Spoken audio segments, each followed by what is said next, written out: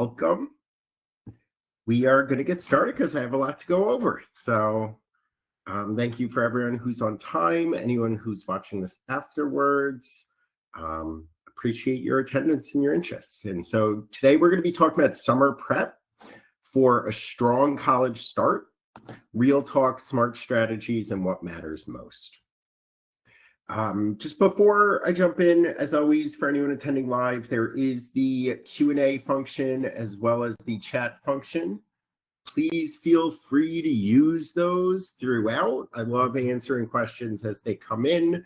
I'll also share my contact information at the end if you'd rather have a one-on-one call to talk any specifics, or if you'd rather, you could also just email me, and I'm happy to address any questions that way as well. So let's dive right in. So we've been doing, for some of you who have seen, we've been doing a Q&A series, and we've approached this topic in 3 different main ways. So we started off really setting expectations of what does college ready even mean. We were exploring the shift for everyone, really bringing in parents into the equation and understanding that it's a shift for parents as well, not just for students.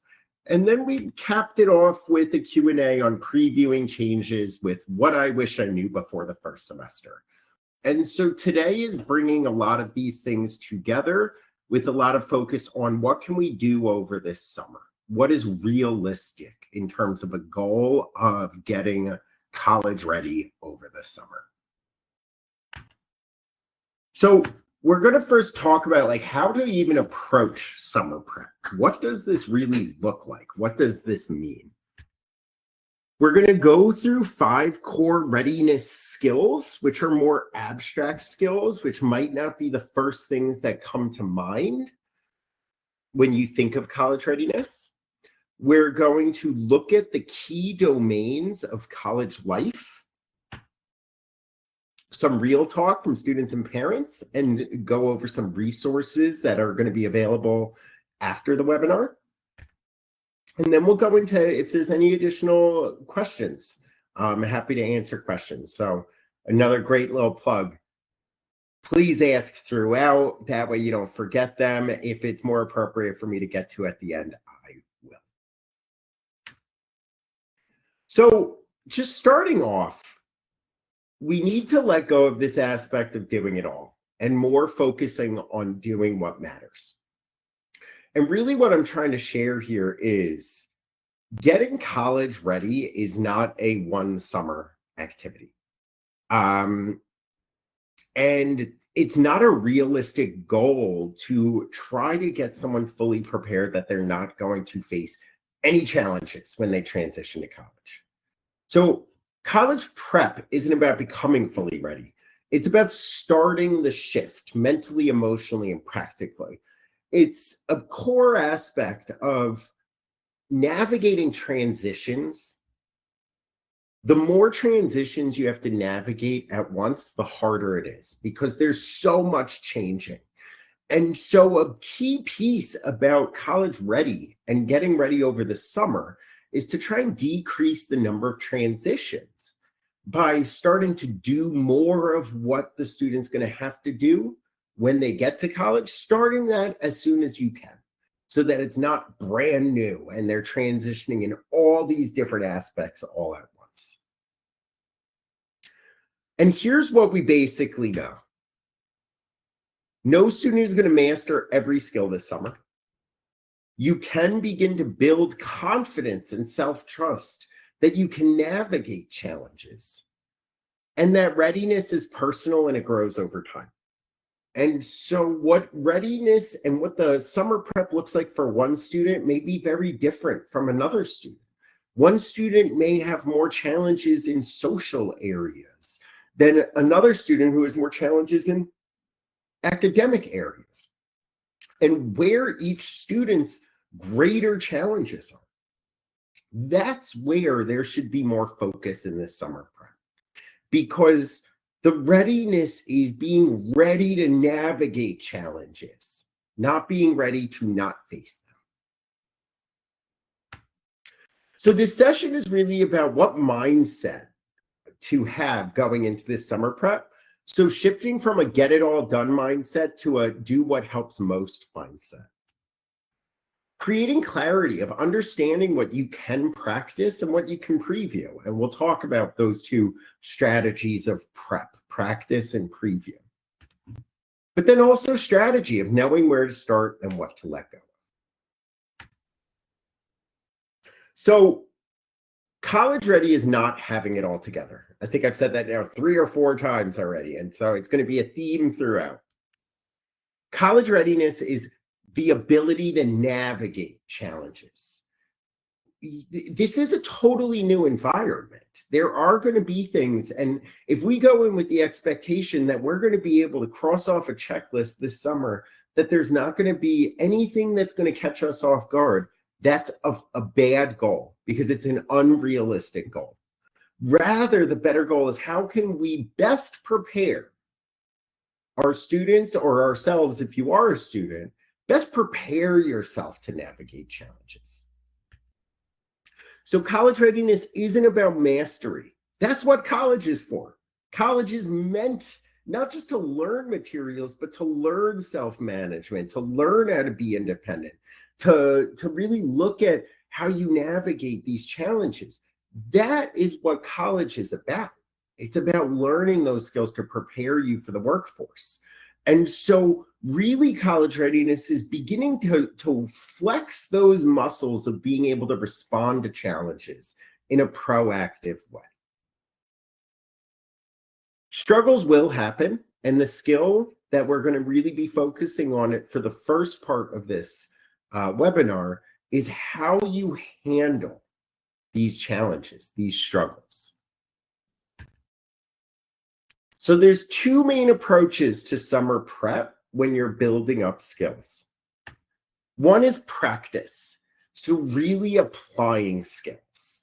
And so this is real world reps that build up confidence by doing things. So trying something, reflecting on it, adjusting and how it didn't go well, repeating it, seeing if you can improve on it. And I know that's very abstract and we're going to get into very concrete examples for these, but for example, waking up on time on your own without parental support. That is something that you can try, reflect on what strategies you're using to work, adjust it, and then repeat it as necessary. That way, when you go to college, it's not the first time you're learning to wake yourself up. The other end is previewing. And there are a lot of skill areas that you're not going to necessarily going to be able to practice. For any parents here, any professionals here, you don't want to force practice on a student that doesn't want to practice these things. That's going to make them dread it and not really engage with the activity. But previewing is a lower stakes way of at least exposing to what some of these potential problem areas can be. And so previewing are mental walkthroughs that can lead to reduced anxiety and spark insight, because the first time they're encountering a new situation isn't while it's actually happening, isn't while it's actually graded. A big example that I always use and have used for years since I've been at New Frontiers is really this understanding of let's go through a syllabi. I'd love to, I'm not going to take the time to do a poll, but how many people saw a syllabi before they went to college? Not me. And I didn't know what to be looking for. I didn't know what a syllabi was. Went to my first day of class. Here's a syllabi. Okay, what does it mean? Or even if you have seen a high school syllabi, is that really the same thing as a college syllabi? And so really understanding that previewing is a way to help imagine what some of these transitions are, what some of these new aspects are, new situations that the college freshmen are going to be facing. Imagine. And you can start to plan. What am I going to do with this? What does this look like? How would I react? And that helps lead you to being able to prepare for it. But a lot of previewing is about helping show students what's going to be different. Because right now, for any adults that have gone through college, you've had the lived experience that the college transition is not easy, that a lot changes at once. But the key piece there is that you have that lived experience. Whereas these students don't. I remember my ninth grade bio teacher, when you get to college, this isn't going to happen. That just went in one year and out the other. But now this summer is a great time to start previewing these things. So it's not just when you get to college, it's 2 months. 2 months you're going to be facing this. And that's where you can gain some insight of where do they want to preview and go through. And so we're going to be referencing this practice and preview throughout tonight of different ways and things that you can use. Before we dive in, the lists that I'm going to share over are not exhaustive. There are so many areas that really should be tailored to where the individual student has interest or buy-in. They want to learn about these things, or they're nervous, and so there's buy-in because they want to be better prepared. But also where it's really applicable to them. So 5 skills that matter most for everyone going to college. This is not specific to different students where different strengths they have, but these really are these self-management skills that help you navigate any college terrain. So the first one is we're really going to be looking at a self-monitoring. Am I on track? What's working and what's not? The second one is going to be problem solving. What's going wrong and what can I try? Third is going to be who can I ask and how do I ask for support? So help seeking. Fourth is can I pivot when things don't go as planned? Adaptability. And then fifth is can I learn from setbacks and believe I can improve? A growth mindset. Now, all of these, as we're going to dive into all 5 of them in more specificity, all of these are about identifying the problems and challenges that the students will inevitably face, navigating through to solving or attempting to solve these problems, asking for help when things aren't going as well or you don't know how to solve it, adapting what you're doing, so changing what you're doing to changing circumstances, and then taking this struggle as a growth opportunity to learn and grow. So first off, self-monitoring. Can I recognize when I'm off track academically, socially, or emotionally? I'll even throw in some of the other domains of like life management. Is my room messy? Just can we know it? I like to think of self-monitoring like a smoke detector. Do we get these signals that something might be off that requires my attention to focus on problem solving? You can't problem solve if you don't know if there's a problem.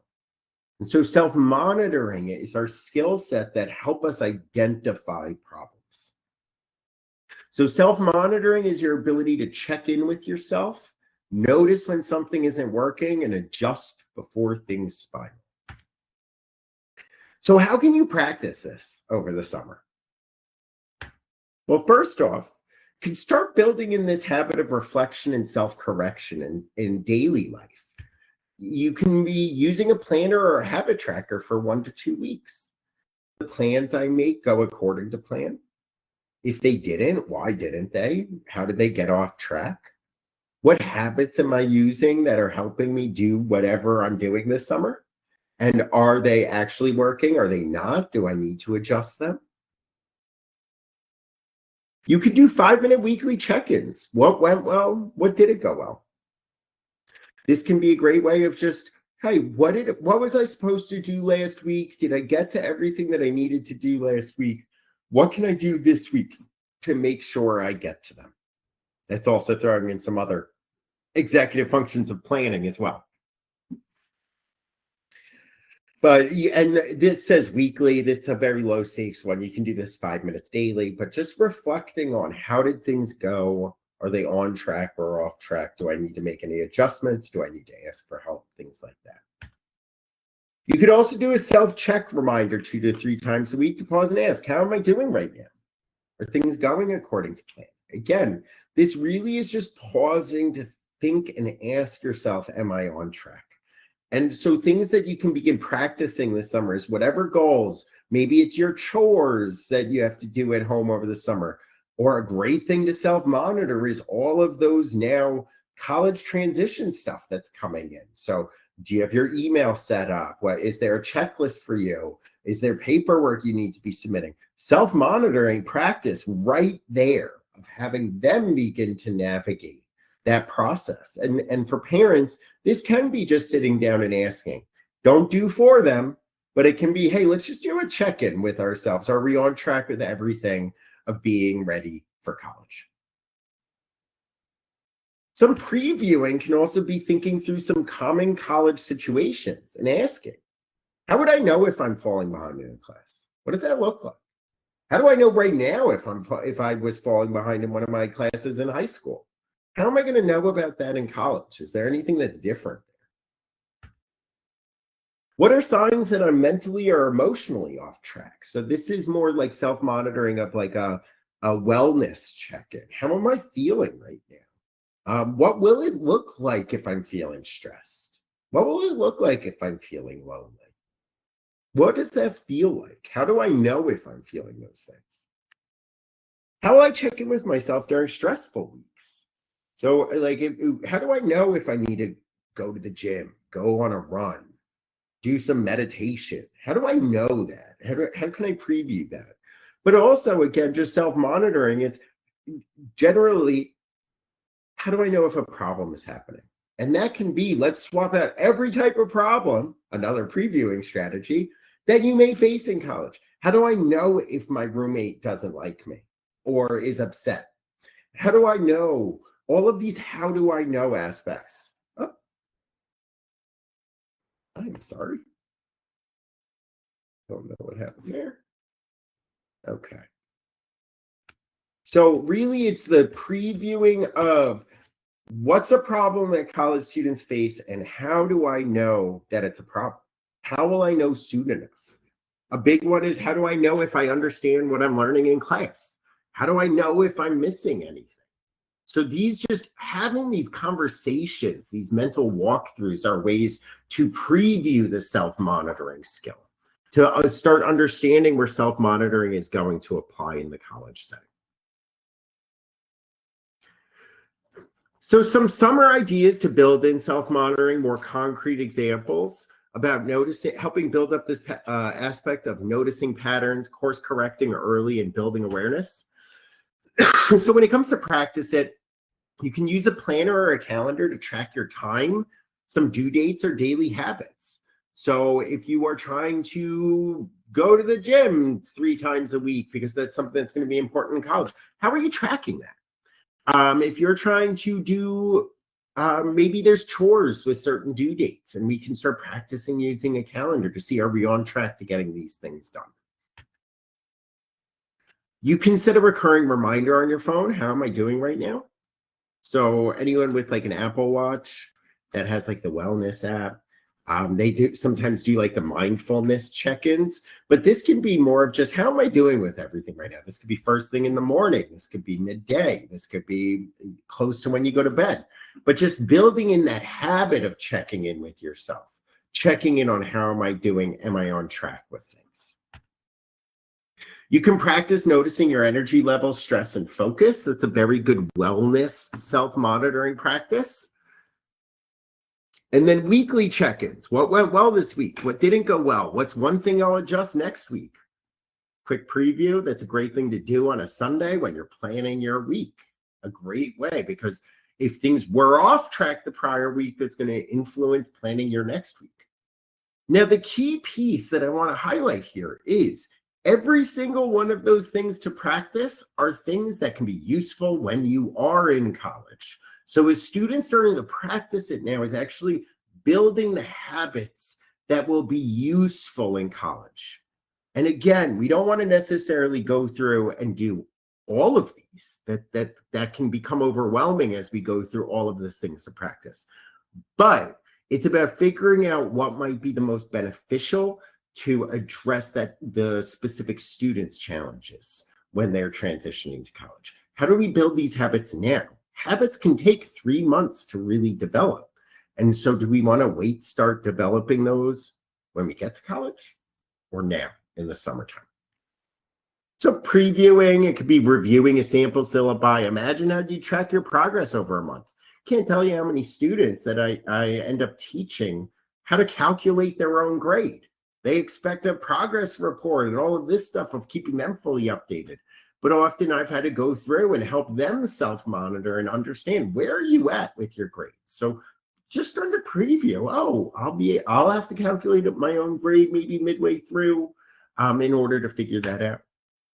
You can think through, what are early signs that I'm overwhelmed? Or you can be reflecting on a recent time you got off track and reflect on, what were some of the warning signs that you missed? Again, I'll just encourage, if anyone wants to ask any questions, that box is there. All right. Second core skill, problem solving. What's going wrong and what can I try? So problem solving is the ability to identify the issue, supported by self-monitoring, understand what's contributing it, really getting to the root problem, not just the symptom of the problem, and experimenting with strategies to improve the situation. I want everyone to just realize that definition is nothing about, other than the word itself of problem solving, but solution isn't in there. Problem solving isn't just about the end goal. Obviously, that's where you want to get to. You want to solve the problem. But really, a problem solving skill set is all the process until you get to a solution. So practicing it is looking at things like treating everyday hiccups as problem-solving opportunities. Instead of waiting for help, ask, what's one thing I could try on my own? Try something, reflect on the result, and adjust as needed. And previewing, just higher level, is like imagining common challenges, academic, social, logistical, and ask, what might I try first? What if I do if that doesn't work? Coming up with plan A, plan B, plan C. Walking through a situation where things didn't go as planned. What would you do differently now? So some summer ideas to begin building some of this problem solving is start solving everyday challenges one step at a time. So to practice it, parents, if you have been the problem solvers a lot of the time, summer's a great time to pull back and start passing the reins of the problem solving process over to your child. So use minor everyday annoyances, tech issues, plans changing, forgotten items as problem-solving drills. What would you do if I wasn't here as a parent? But for students, just like starting to realize that you're not going to have the same support systems when you get to college. And so how can you begin problem solving by using these little minor everyday annoyances as opportunities to practice? Before asking for help, which often can feel like just the knee jerk, let me just jump right into asking for help. Pause and try one thing first on your own. So parents supporting kids, they come to you, maybe just ask, what if you tried before I jump in to start helping? Because we do want to encourage them asking for help. That's going to be the next one.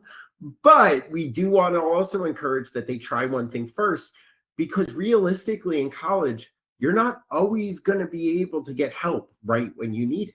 Sometimes you're going to have to navigate solving some initial problems independently or trying to solve them. Say out loud, what's my next best step when facing a problem? What can I do? What can I try? And remove this aspect that it has to be 100% guaranteed to solve the problem. We don't know until we try things. We can make informed guesses, but our attempts at trying is part of the problem-solving process. A few ways to preview it. What if scenarios? What if I miss an assignment? What do you do? What if I'm sick and I can't make it to class? Or what if I slept through class? What if my roommate leaves dishes everywhere? Just thinking of problems can help us start brainstorming. Well, what would you do if that happened? This is really so helpful because that brainstorming creativity aspect can get hampered when facing a problem. Because when it's actually happening, when a roommate leaves dishes everywhere, you get anxious. And then what are they going to think? What are they going to do? Oh my God, I can't talk to them. Your mind starts racing. But when it's a what if scenario, it's not actually happening to you. So it's not necessarily causing anxiety yet. You can be a bit more rational to build up a toolkit of things that you can use if you encounter those problems. Walk through a past challenge. What was the actual problem and what strategies did I try or wish I had? Imagine responding to a small failure. How would I recover? What would I try next? I got a 70 on my exam. This is a big one of problem solving that I face. Got a 70 on an exam and I see a student get paralyzed. They're so upset. It's a problem. Well, how would you recover? How do we move forward from that? And so some of these problems may resonate more with certain students. And those are the best problems to preview, to begin practicing and understanding what are the options to solving them. Again, it might not lead to that problem never coming up, but at least we have recourse and something to do when faced with that problem, or we've thought of options of what to do. Next up is help seeking. Do I know how and when to ask for support? So help seeking is the skill of recognizing when you're stuck and taking action to reach out for support. It's not just about asking, it's about asking effectively and early. This is actually like one of our biggest creeds at New Frontiers is making it cooler and more acceptable to seek help. That it's actually a major sign of strength. It's not a sign of weakness. And so building up some of these skills is really important. And so how can we high level practicing it, build the habit of reaching out before a problem becomes a crisis?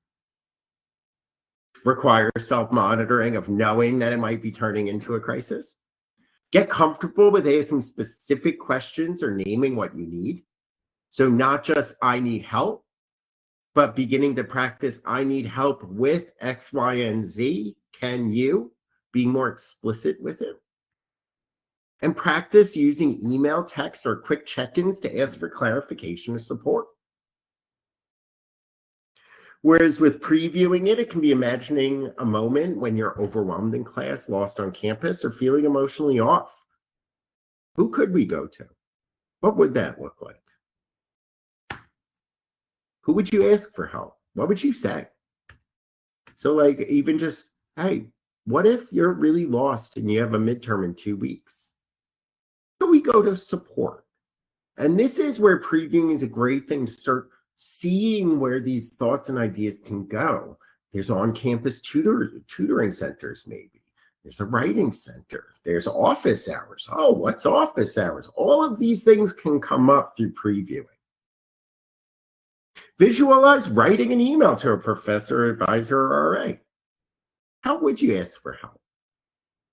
Does that really look like you're stupid, or does that look like that you care? Reframing how you think about help seeking by previewing. What would you include in an email? How would you start?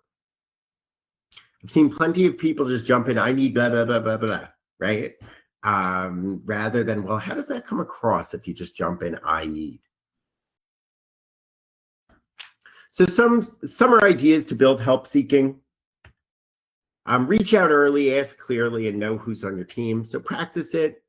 Ask a teacher or a coach a real question via email. If there's no teacher or coach any longer available, this can be things, maybe if there is anyone on a therapeutic team, like a therapist, maybe practicing emailing a question over.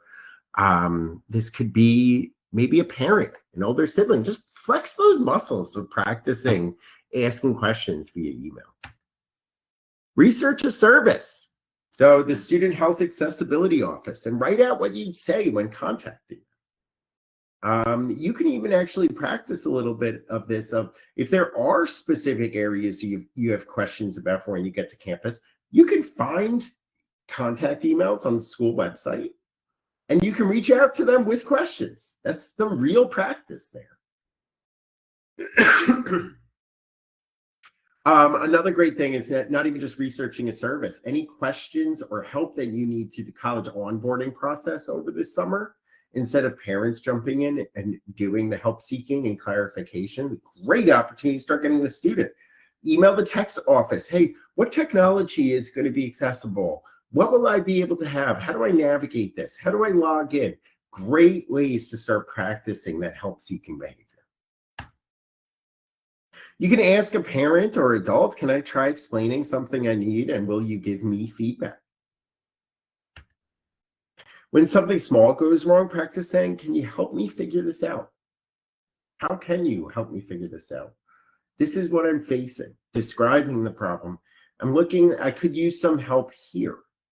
Just practicing that language. It's like rehearsing.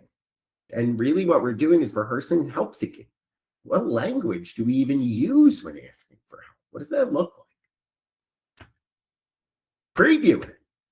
So draft a pretend email to a professor asking for clarification on an assignment. Look at the college websites and identify, where would I go for academic support? How do I access it? Do I have to sign up? Is there a booking thing? Is there an email that I need to send? What if I needed mental health help? Where do I go to for that? What resources are available? Then role play, how you'd ask a friend, parent, or professional for help. It's also a great thing that you can actually practice or preview for the parent-student relation. How can you ask me for help where I don't freak out, right? What are ways that we can practice together on this, since it's a transition for both of you? Adaptability. We got a little chameleon gecko here. Adapting. So can I pivot when things don't go as planned? So adaptability is the ability to adjust when things change unexpectedly, whether it's a class schedule, social plan, or emotional state. It's about staying flexible and keeping momentum even when your first plan doesn't work. So practice it. Intentionally change your plan and adjust on the fly. This is very big for people that struggle some rigidity. Adaptability isn't just for also like academics and life management. It's for social engagement, social relations, roommates, accommodating others, people that you're not used to accommodating. So intentionally changing your plans and adjusting on the fly builds up some of that flexibility, cognitive flexibility, to help you with adaptability. You can practice staying calm and grounded when things don't go as expected. So self-monitor when things don't go as expected. I get upset. Well, what can I do to not get upset or to regulate myself? Use the phrase, this wasn't plan A, let's go with plan B. That's why we have a plan B. Preview it. Think through a time your plans fell apart. What did you do? Things are going to fall apart. There's going to be times that you might go in and you have a great study plan, and then, oh my God, you forgot the back of the study guide, or oh my God, there's no study guide, and this one class does have a study guide and this one doesn't. How do I prepare? Plans can fall apart. So what do we do to adapt to that? You could picture your first week of college. What if your schedule changes? What if you don't click with your roommate? What would flexibility look like? How would you adapt your expectations and what you're doing to changing circumstances? Just thinking about it. So some summer ideas to build adaptability. It's not about the perfect plan. It's about rolling with the real one. So to practice it, let someone else plan your day or change part of your usual routine. See how you react to it. That's a big thing that sometimes happens. You might have a great big plan to go. What's a good example? I'm going to go study, or I'm going to do my laundry, and then I'm going to go study. I'm going to do this, but oh my God, your friend who has a car is actually driving to the grocery store. And now you need to get to the grocery store. So now your plan has to adapt. How are we going to be adapting that? And so really getting used to that, because even though this sounds very artificial, letting someone else plan your day, sometimes in order to accommodate others, you need to adapt to their plans. And that's just like someone else planning your day, calling for you to adapt your routines. When something small changes, like the time, a task, or a location, pause and ask, how can I adjust now? Is there anything else I need to adjust since I'm making these adaptations to this plan? And intentionally take a different route, order something new, or rearrange your calendar just to flex that muscle of adapting. And reflect. How did I respond? What helped me flex instead of freeze? So using some of that self-monitoring to reflect on what is helping you adapt. Preview it. You can journal or talk through, what would I do if blank didn't go as planned? It's a great thing. What would I do if my roommate isn't what I thought they would be? It's a big one that happens with a lot of students transitioning. You can walk through scenarios like, what if my class is harder than I thought? What if I don't like my teacher? What if my friend group changes? What if I don't get the dorm or schedule that I wanted? How are we going to adapt to this? Lastly, in these core competencies is growth mindset. So can I learn from challenges and believe I can improve? So growth mindset is the belief that your abilities and intelligence can develop over time through effort, feedback, and persistence. So it helps you bounce back from mistakes and stay motivated when things feel hard. And so practicing it really is looking at reframing struggles as learning opportunities. Paying attention to your self-talk. Are you beating yourself up, and is that helping you in any way? And then practice saying things like, I don't get this yet, but I'm working on it. What can I learn from this? What could I try next time? You could preview it. Think about how you'd respond to failure. Do you shut down or reflect and try again? Imagine getting a disappointing grade or feeling left out. What story do you tell yourself? A lot of this growth mindset is a lot of our inner talk of how we react to challenges. So some summer ideas here. Try something new that doesn't come easily and then stick with it. Show yourself that you can improve in something with effort. Share a mistake with someone you trust and reflect on what you learned from it. This is what I'm going to do differently next time. This is what I want to do differently next time. Catch yourself using a fixed mindset language like, I'm just bad at this, and reframe it. I'm not very good at this right now, but with work, I might get better. And celebrate your effort, not just outcomes, especially on frustrating days. And preview it. Reflect on a time when something was really hard, what helped you grow from it. Ask yourself, what's something I've gotten better at with practice? What made that possible? And then think through how you respond to constructive criticism. So now, for a lot of people, this section is what typically people think of when it comes to college readiness. So let's go through some of these real terrains of college life. What are these domains? So college isn't just about academics. Every day you'll be navigating multiple domains, mentally, socially, practically. And we're going to be exploring 6 of them. We're going to be touching on 6 different areas. Academics, executive functions, communication, social engagement, life management, and wellness and mental health.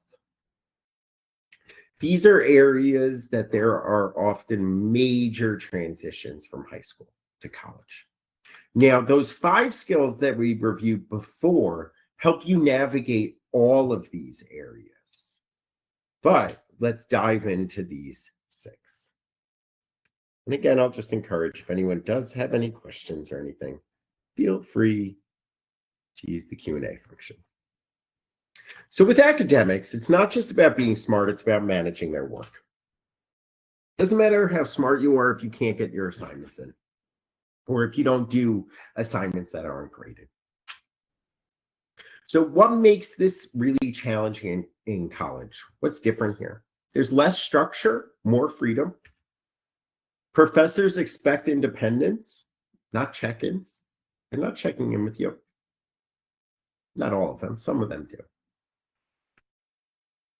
Longer term assignments with fewer reminders, and really just fewer reminders in general. With some academics, there might be, okay, we need a discussion board post once a week. It's due Sunday at 10 p.m. And then that's going to be for all 15 weeks, every Sunday. And then at the end, that's going to be 15% of your grade. So it's 1% for each discussion board post, no late assignments. And then they never mention it again.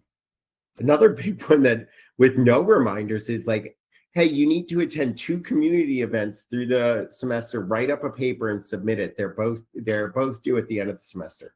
No reminders. This one just comes at part of my language, but bites students in the ass because they just are like, they're going through, they forgot, they're expecting a reminder, or subconsciously they're expecting a reminder. And then they get to that final 2 weeks and there's no events for them to even go to anymore. In the middle of finals, they have to find something and navigate problem solving with it. So there's just fewer reminders in general, but tied with longer term assignments as well, with fewer reminders, that can be even more challenging. And that class time is not always learning time. A lot happens outside the classroom. There's some readings and materials that you're just expected to learn.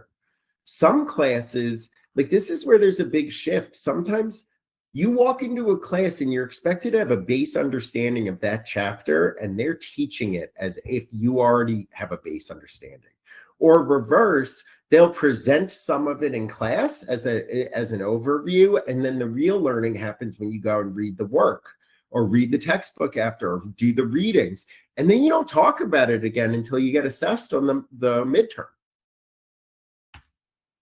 So previewing it could be looking at a sample syllabi. How would you plan for deadlines over 4 to 6 weeks? Does this look like a normal amount of work? Have you ever had a midterm that covers this many topics? Imagine forgetting a reading or showing up unprepared. How would you recover from that? And picture how you'd ask for help if you're confused by a lecture or an assignment. Practice it. You can set a summer learning topic. Map out a syllabus. What's a topic of interest? What are some of the assignments I'm going to give myself? What do they do? You could read a long academic article. If you have your login from your school, you can probably access the library database. Oh, wait, the library database, great thing to practice. Has anyone used it?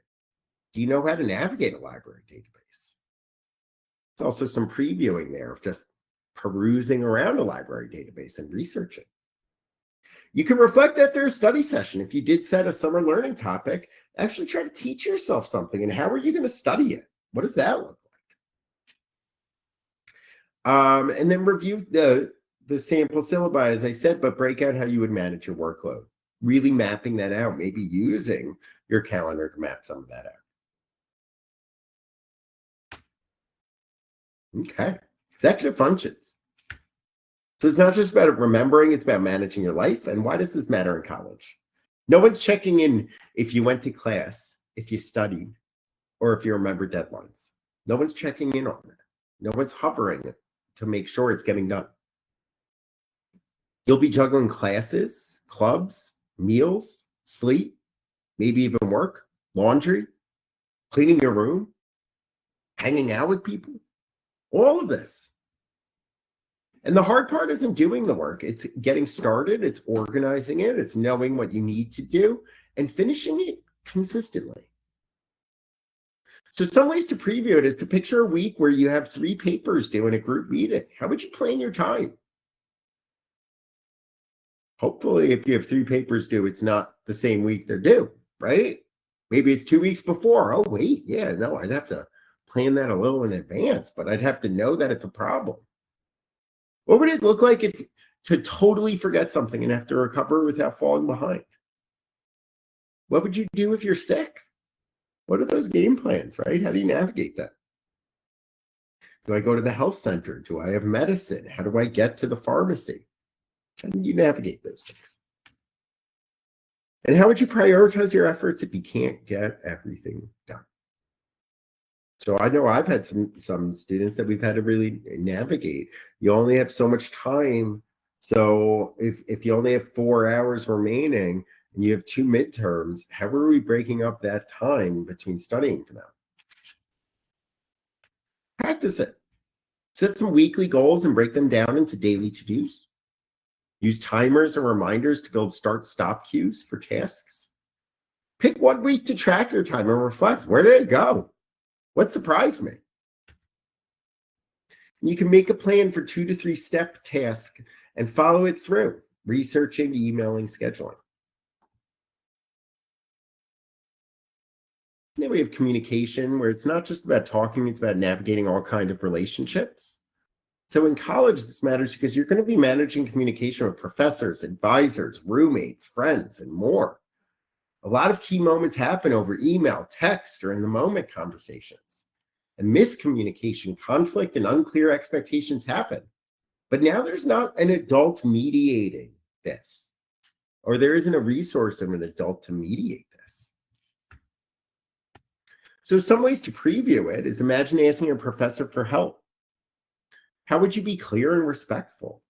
Think about texting a new friend after meeting in class. What would you say to keep the connection going? Picture needing to talk to your roommate about something uncomfortable. How would you start that conversation? And practicing it. Email a current teacher, an adult, with a thoughtful question or update. Hi, professor, blah, blah, blah. I've seen so many students just use email like it's texting. No intro, no sign off. Professor doesn't even know their name. Text a friend or a peer to check in, make plans to clarify something. Start using communication as tools to stay connected. Reflect on a past conflict with a friend. How did communication help or hurt the situation? Or role play setting a personal boundary in a calm, clear way. For example, needing a quiet time, saying no to plans, separating yourself. On the flip end of communication is more of that actual social engagement and doing things with people. So it's not just about making friends, it's about finding your people your way. So in college, even before I go why this matters in college, many students have not had the practice of making new friends for a long time. It's a totally new environment. Often high school, for a lot of people, especially in public school, like you don't choose your friends, or like who your friends can be. You're plopped into high school with a certain group of people whose families all decided to live in that same area. Now there was a choice in a college that you're going to with a whole new group of people, and often more people. But it also matters because making connections takes time, energy, and often a little discomfort. You're going from more well-established relationships to brand new ones where everyone is facing a brand new one all at once. Everyone tells you to get involved, but no one tells you how to get involved. Loneliness, imposter syndrome, or comparison can make socializing feel harder than expected as well. So how can we preview this? Start imagining going to a club meeting where you don't know anyone. What would you do? Or maybe even previewing, I wouldn't want to walk in somewhere where I didn't know anyone. What else could I do? Maybe I could email the club and who's the president, make an introduction that way. Think about seeing people hanging out without you. How would you handle the FOMO or the rejection? Picture introducing yourself to someone in your hall or class. What would you say? What if you see someone from one of your classes in the library? Would you approach them? What could you say to them to start a conversation? You could practice it. Say hi to someone new at an event, job, or a summer activity, even if it feels awkward. Just rehearse it. Practice. Hey, where do you come from? That's always the best. I love working with new freshmen, and it's like, okay, how'd your conversations go? Where are you from? What are you majoring in? What dorm do you live in? You start going through the same kind of script of getting to know people at first. What are you interested in? Invite someone to do something low pressure. Hey, do you want to go grab coffee? Try making plans. Low stakes. You want to go grab a meal together? Hey, are you on your way to lunch? Why don't we grab lunch together? Or reflect on where you found community before. What worked? What felt authentic? And then, is there anything like that at your college campus? Try participating in something you're unsure about, just to see how it feels. And then life management. It's not just about surviving. It's about managing the basics with less support. And why does this matter? Students are going to need to manage meals, laundry, transportation, money, sleep, meds, and more. There's no one making sure it gets done, but the consequences show up quickly. And then feeling in control of the basics supports your academic, social, and mental health. And so life management, where this is a big transition, is often at least a chunk of life management is being managed in the household level by parents. Certain levels of that life management is being handled. The fridge being full, food being readily accessible, drinks being readily accessible, water, things like this.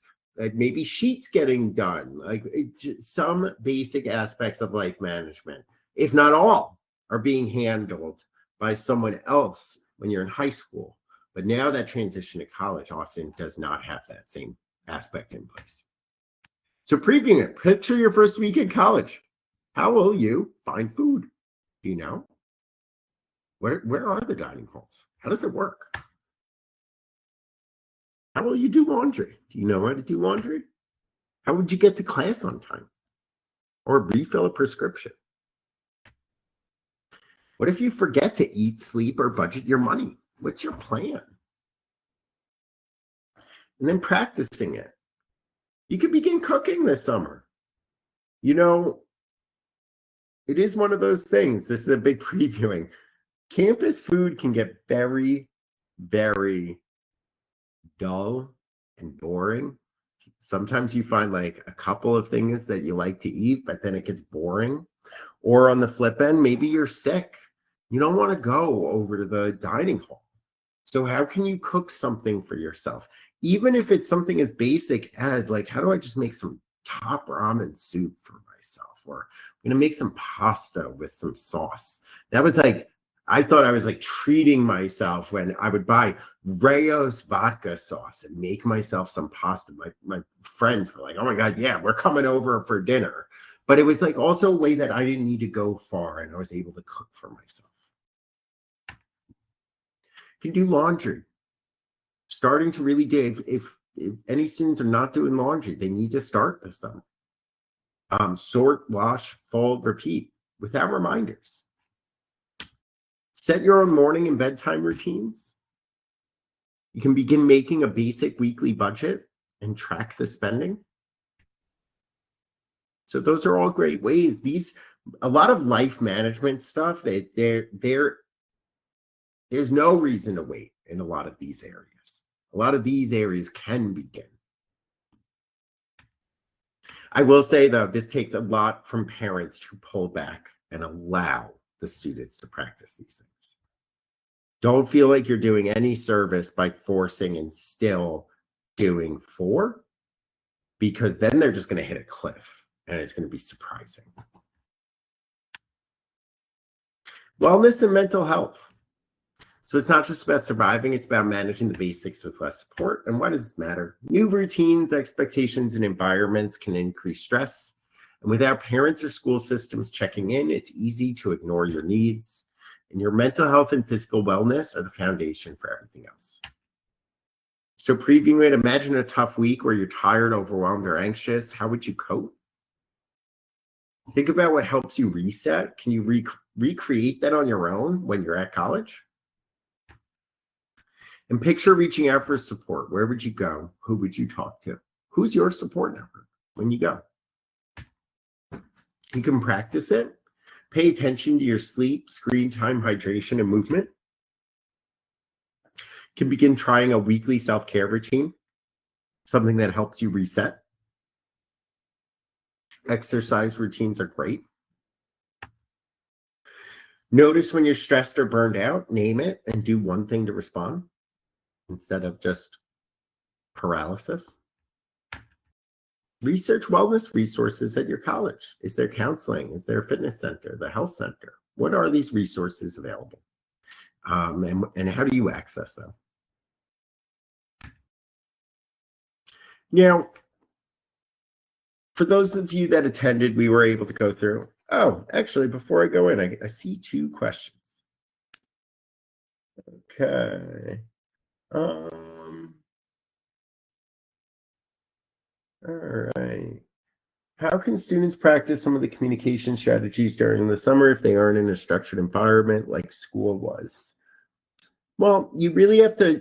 This is where the practicing, we need to really take a grain of salt because you got to put in a lot of work to try and create the similar situation. So, the best example is if you want to practice a research paper, if that is a skill gap that a student has that they're nervous about, you actually have to write a research paper, right? And so I know that some of the work that we do at New Frontiers is we actually help identify the areas that we want to work on, and we create these artificial aspects to be able to practice the skill.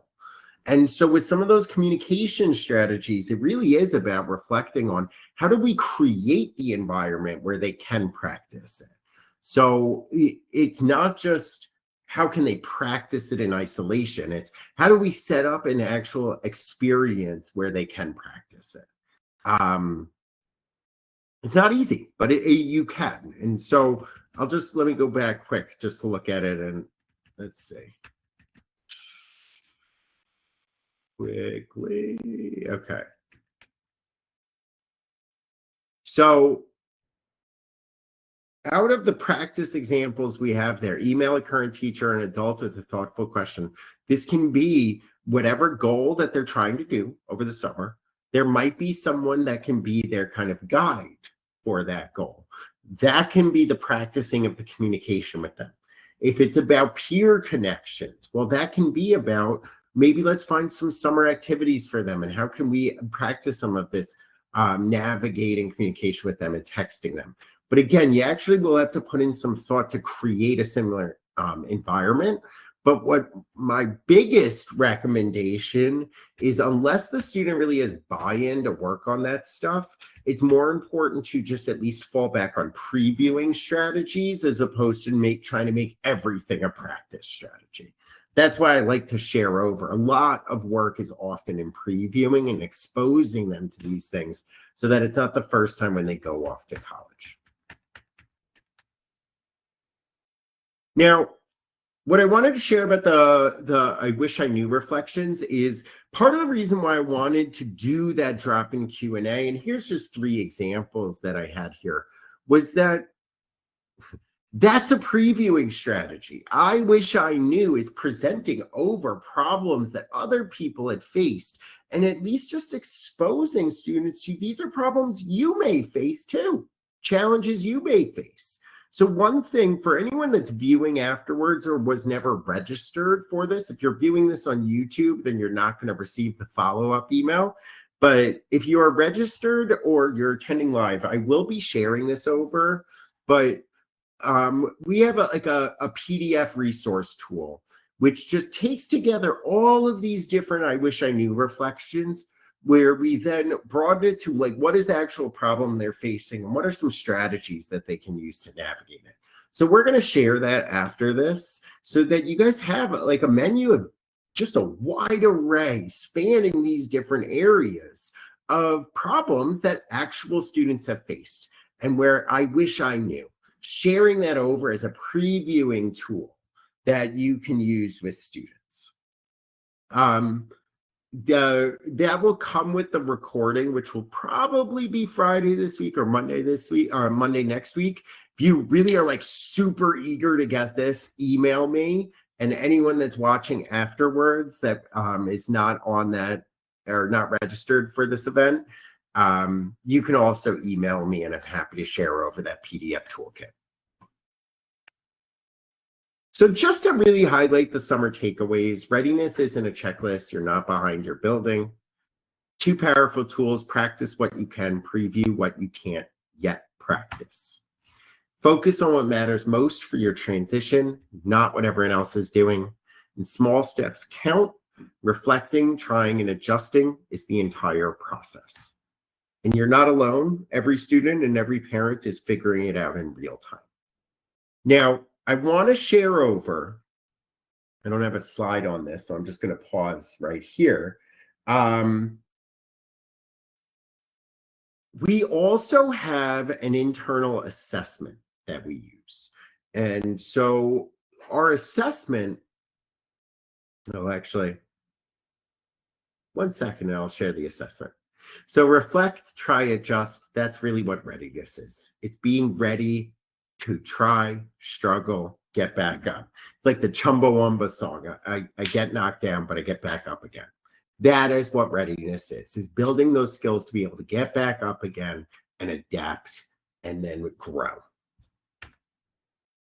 So this is the resource I want to share for parents and even for any students who are just curious. For parents, if you're concerned that your son or daughter or child don't realize that they aren't college ready, we have a free assessment that they can take. Email me. I'll also share it as the follow-up that anyone can complete. And when you go through and you fill it out, we will share over in different domains, like a by domain score and then an overall score. It's not science-backed. It's not trying to like go crazy on this. It's just to expose to what are the different skill areas, different things that you're going to need for college.